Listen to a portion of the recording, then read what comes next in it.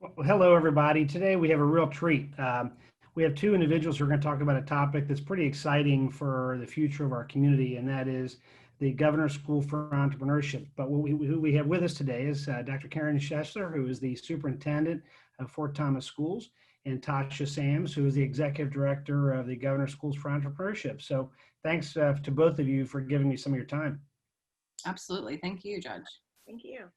Well, let's start off, if you don't mind. Tasha, we'll start off with you, if you don't mind. Give us a quick background of yourself and what you're presently doing with GSC. Of course. So my background is in education. I spent 6 wonderful years in the classroom at the high school level teaching. It was an amazing, transformative experience for me. I reflect upon that often in my day-to-day work. But then at the end of year 6, I decided that I wanted to do more, that 4 walls just couldn't kind of contain my passion for helping others, and I wanted to figure out a way to make it bigger. So I transitioned out of the classroom in 2016, and as luck would have it, I stumbled upon GSE, the Governor's School for Entrepreneurs, in 2017, and it has been an awesome roller coaster ever since then. So GSE is a fantastic experience, and essentially what we're doing now with the program is continuing to develop it, continuing to expand it, and continuing to find ways to serve more kids. And currently we're hosted by Northern Kentucky University, so we're up here in the Northern Kentucky region. Fantastic. And so, Karen, obviously you've had a long history of education, but tell us a little bit more about yourself as well. Sure. So I am the superintendent of Fort Thomas Independent Schools. This is my 4th year here, but this is actually my 32nd year in education. But I'm a convert to education. I actually worked for P&G in sales management first, and I have also a business informatics degree. And so I always have had that sort of business sense as well. But I got pretty excited about this topic, entrepreneurship. It's sort of the perfect storm. My son was in Governor's School for Entrepreneurs in 2017, and I saw the tremendous growth that he and his friends made. I was completely blown away by the program and what it could do for students, and so thought this would be a great way to involve all of our students. I'd also heard, much of the data and statistics around Northern Kentucky that the future of our economy really was settling on entrepreneurship and growing new business.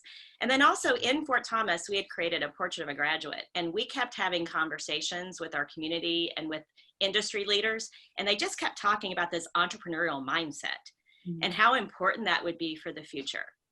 So in my role as superintendent of Fort Thomas, we've had some sort of major breakthroughs with that, with student entrepreneurs and entrepreneurship program. But also as I lead the GROW NKY Pillar 2, College and Career Readiness, and we wanted to make it a pretty important stream in that as well.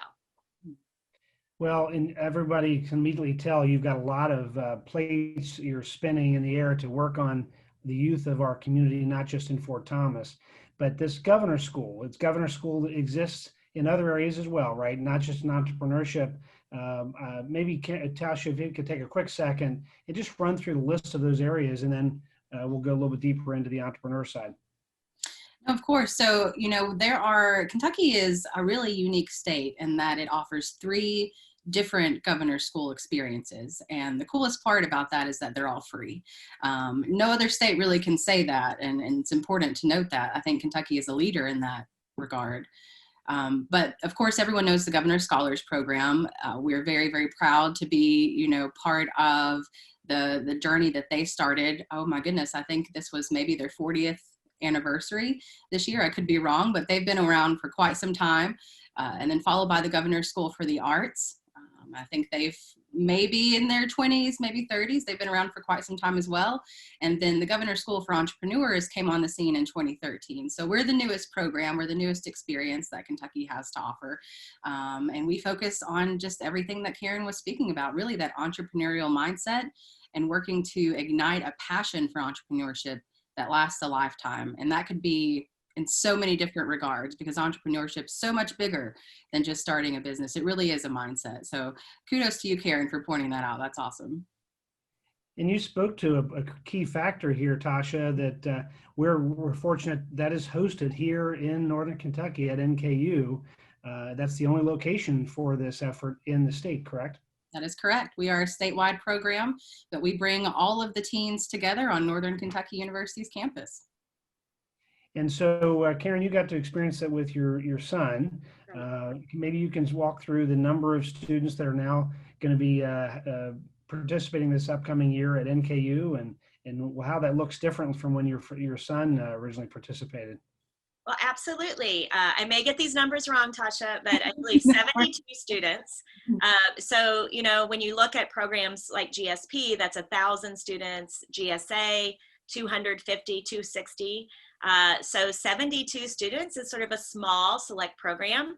So there are plans in the works to possibly expand so that we have more students, because there is such interest in this. One of the unique things about GSE also is you don't have to just be a rising junior or senior to apply. You can be, you know, a 10th grader. So there are, you know, younger students, 9th graders in there, which gives us so much opportunity to help students kind of carve their path even through high school to be ready for that post-secondary. So this year was a little different because it was sort of a hybrid approach, but still got rave reviews because of Tasha and her team, you know, what they did to make that happen. So there were actually students at businesses and working with entrepreneurs in person, but also doing tons of virtual experiences. And she can explain more about the attendance of our students, even though it was virtual. Yeah, And no, Tasha, yeah, I was absolutely. going to say, maybe you could touch on the COVID impact, but maybe just walk through what normally would look like, and then how it looks different with COVID in terms of this time frame away from home, et cetera. But go ahead. Of course. So I'll start with normal GSE. We'll go back to the residential experience, which is, you know, by far the way to go. Nothing can touch a residential experience. You can imagine how transformative and immersive it is. We really have a unique opportunity in kind of creating an entrepreneurial utopia for 3 weeks for the young men and women that come and spend that time with us. But normal GSE, our teens are living with us on campus. They're coming from all around the state, and they're working in teams of 4. We do a really good job at building teams that kind of reflect what we think of as a startup. And so each person on that team brings a different skill set to the table. And that's so, so important. There are so many lessons just in that, right? Entrepreneurs can't do it alone. You need access to all kinds of different people in order to be successful. And so they're working on that team to develop a business model. One of the things I think is really unique about GSE is the way we approach entrepreneurship and what it means to develop a business model. We don't ask our entrepreneurs to just come up with an idea. What we ask them to do is to isolate a problem that exists within an industry. And it's a really creative problem-solving process that we take them through, because they are creating a business model that essentially serves as the solution to that problem. And so in and of itself, it's immediately viable because they're solving a problem, they're meeting a need, right? And so they're working on this business model. Of course, they're going to design a prototype if that's applicable. Could be digital, could be physical, just depends upon what problem they're solving. And then the program culminates with them getting up on stage with their team and pitching to a very large audience. And usually it's between 400 and 500 people. So it's quite an experience for them. So you can imagine the soft skills that are embedded in that. I mean, the confidence they have when they come off that stage in and of itself is invaluable. But that is the baseline of the program, but there's just so much more. They are, you know, going on field trips to some of Kentucky's most innovative startups and businesses and having really candid conversations with successful entrepreneurs, with entrepreneurs who haven't been so successful, which sometimes is even more valuable for people to share their failures. And of course, we're creating this awesome sense of community that will last a lifetime. And, you know, we have a saying at GSE, and that's their journey with us really starts at the end of the 3-week program, because we continue to work with them, we continue to mentor them and help them along their way. So that's normal GSE. That's, you know, we're living on a college campus, eating, breathing entrepreneurship.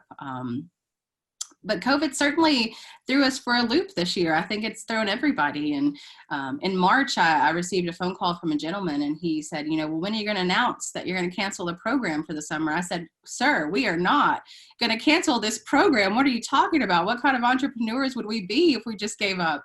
And so we kind of went back to the drawing board, and I'm lucky enough to have just brilliant people on our board and in the community. And I was tossing out ideas and trying to come up with a way to piece this together so that we could still reach and deeply impact the kids that had earned, a spot at GSE, because it is a competitive program and we do only serve 72, but that's kind of intentional.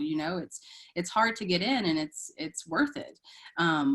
And so we put our heads together and we figured out this hybrid model that really lent itself to a lot of learning for us. And we learned so much that we're definitely going to take with us into the future. So just very quickly about what the hybrid model looked like this summer.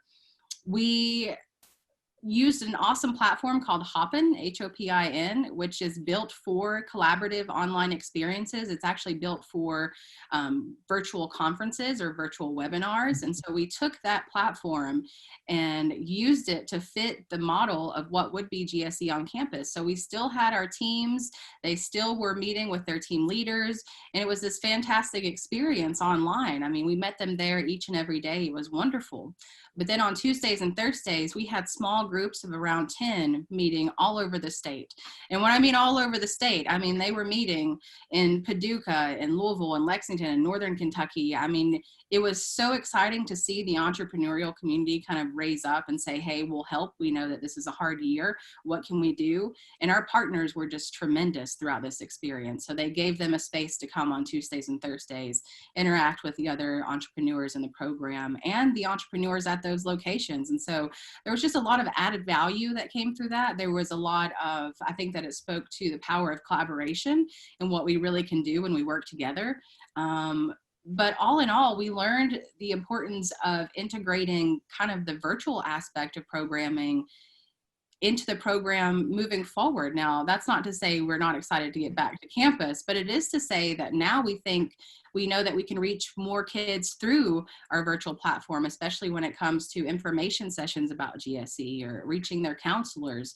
So it certainly was an experience that turned our organization on its head and kind of exposed the underbelly of who we are and what we represent.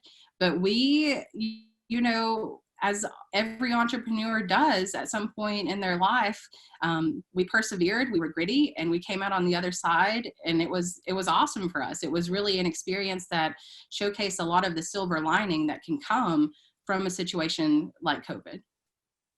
Wow. Yeah, what a great program, and then you have to adapt, but with your attitude to come out of it with some real successes and feel good about it, that's fantastic. Karen, I think you're watching this as a board member and as a participant and advocate.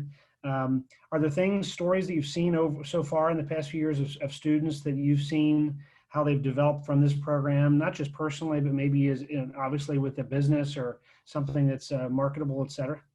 Absolutely. And I think there are really two threads to this. There are the students who actually went through GSE and have had tremendous progress. We just had some presentations to the board not so long ago. And for example, there's one young lady who has created this business of apparel and merchandising, and heck, we all were ordering online as soon as before she was even finished speaking, because again, she sort of found this niche. Sometimes I think people think that everything has to revolve around technology, but that's not the case. There are businesses that are focusing on that students have had quite a bit of success, in the healthcare realm, for example, but also more artisan focused kinds of businesses and, more of nonprofits as well. So I think, there have been 7 or 8 businesses that have come out of GSE that are definitely viable businesses right now. It is a young program. So you think about that. 2013, is that correct? 2013 was when it started. So there's a lot of impact. But I think also just having GSE in our community and showing that it is so important to our state has sent a message beyond GSE. And I think that's what we're trying to work on in Northern Kentucky as well, is, with that being sort of the jewel program, but there's so much leading up to that so that students see themselves as entrepreneurs or have that mindset. There's a statistic that 72% of high school kids are interested in starting their own business someday, but maybe only 2% get any kind of instruction for that or any kind of schooling or help. And so we want to completely transform that and capitalize on GSE as one like really, really intentional, formalized, intensive program, but have so many other opportunities around that. Well, and you think about it, not only is that true, but anyone who understands entrepreneurship and business and organizations, whether it be nonprofit or artisan or traditional or tech, they're all going to make better coworkers and employees of an organization as well. There's no question about that, period. So just that extra level of education. Mm-hmm. Right, absolutely. And, you know, we know there are some trends, shifting trends here as we are in the 21st century of, you know, in the workplace. And this was even before COVID, when students are seeing that there are real world problems that no one has an easy solution to. And you see all the businesses that have cropped up. Heck, in Northern Kentucky, all the labs that have, you know, sprung to life and really excelled at meeting that particular need. But, you know, I think our students see things, we know there's, you know, the gig economy, you know, so this whole idea of either having your own business as your primary source of income or kind of a side hustle, you know, that's been really big. Trying to find your niche, you know, has been really important, no matter if you're working for someone or you are starting your own business. And then I always say, I laugh at, you know, we have so many kids today that see, you know, like Kylie Jenner and her lip kit, you know, and that she became a billionaire. Now, granted, she had a lot of other help, but I'm just saying they see the power of social media and branding and meeting a need that has not been met yet. And so our kids are really interested in doing that. That's fantastic. So, Natasha, you've now, you know, this shift you made from being in the four-walled classroom to this classroom that is your, I guess it's really the country, really, because you get to expand and hopefully have these people, students form businesses all over the world and the country in the future. But has there been any key takeaways, aha moments with your leadership of this effort so far that have been like, wow, I just love for the rest of Northern Kentucky to know about this? That just been so surprising to you about the outcomes of this effort? It's hard to pinpoint one. I think, you know, GSE is unique for so many reasons. And I should have mentioned this before, but we don't consider GPA or standardized test scores for admission into the program. Those just aren't, you know, data metrics that really determine the future success of an entrepreneur. And we've seen that time and time again. And of course, some of our students, a lot of our students have very high test scores and are very well, you know, very well versed when it comes to standardized testing, but then some of them aren't. And I think GSE does a fantastic job of meeting our teens where they are and helping them each personally grow as much as they can in their own individual directions. And so that is one of the key takeaways from this experience, is that we're not putting kind of an envelope over them where we're looking down and saying, hey, you have to rise to us, you have to climb up here and meet us. But we're meeting them where they are. It's a lot of rappelling. It's a lot of going up and down and getting them motivated and excited. But bigger than that, I think one of the biggest takeaways for me, especially in reflection of my time in the classroom, and there's no way I could have connected these dots, you know, then, but looking back, it all makes sense. Entrepreneurship is so interdisciplinary. I mean, it exists in every industry. And I think one of the biggest connotations we've worked to overcome as an organization and a state is that entrepreneurship is just for business people or people who are into marketing. And that's not true at all, because innovation has to exist in every industry. If it doesn't, then that industry will cease to exist. So artists are entrepreneurs, engineers are entrepreneurs, scientists are entrepreneurs. And I think we really have to work to change that perception of what it means to be entrepreneurial or to have a vested interest in entrepreneurship. Because to your point earlier, I think you spoke on the importance of recognizing that entrepreneurial mindset and how it should be ingrained, or at least, you know, showcased to everyone so that they can become better employees and understand the world around them much better and truly that will make all the difference in and of itself. But we've seen that 12 businesses have started as a result of GSE to date. Our kiddos have filed multiple patents, and now we have hundreds of teens in the state who are excited about entrepreneurship. So those are just a few of the takeaways. I mean, I could talk about that for a very long time. Yeah. Well, in the application process, what's normally the deadline if we have family and friends and we let them know about this program? Deadlines, and typically, if a student gets through this program, is there any other benefit to them in terms of their future and looking at college, et cetera? Oh, absolutely. So our application this fall actually opens on November 16th. That's a Monday, and it'll close on January 21st. And so there's quite a lot of time in between when it opens and closes to complete the application. But when it comes to benefits for after high school, of course.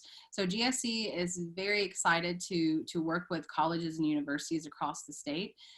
Through our partnership with them, we have around $2.8 million in scholarship opportunities each year for the entrepreneurs that we serve. And so there's quite a lot that comes with the program, not just in terms of learning how to start a business, et cetera, but also, you know, I'm someone who will pay student loans for quite some time, and being able to give that gift of not having that is truly another big plus for the program. And if I can put a plug in for NKU, I think, you know, we certainly are seeing the dedication of NKU towards entrepreneurship. And if everyone's not aware, I mean, NKU has a stellar entrepreneurship program and degree. And actually, several of the instructors there are actually working with high school students on some of those dual credit opportunities and boot camps and that sort of thing. But NKU offers a full tuition scholarship for GSE alumni who have a 3.0 GPA and a 24 ACT. Yep. So they, I think, by far have one of the best scholarships. And that is really, you know, when we think about GSE being in Northern Kentucky and being at NKU and having some of those future entrepreneurs see that campus experience what Northern Kentucky is all about, it's such a great drawing tool, recruiting tool to bring those students here and hopefully to stay here and give back and be a part of our really vibrant community in Northern Kentucky. I'm glad you pointed that out, because not only the university, the president of IDEA, I know Dave Schneider and the entire team there working on entrepreneurship at the university have just been, you know, unlike ever before. It just seems to be exploding and doing greater and greater work. So it's a great partnership that it's great to see that happening.